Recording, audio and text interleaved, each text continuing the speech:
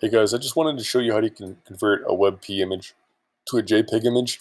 And it's very, very simple right now. I'm kind of creating a YouTube thumbnail in Canva, and I needed to take one of these Fiverr logo and download it as a WP. So all I did is I went to easygift.com. There's a million of these sites. Just type in convert WP to JPG.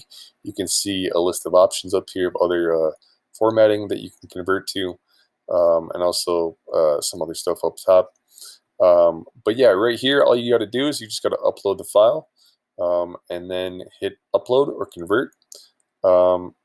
And right here, this is already uploaded as a WebP. I'm just going to click on convert right here, and we're going to leave the image quality as it is. And then you can see it's converted right here, and then all I have to do is just download it. So you can save it or just manually right click and save. Hope this video has been helpful. If you have any questions, please let me know. Thank you.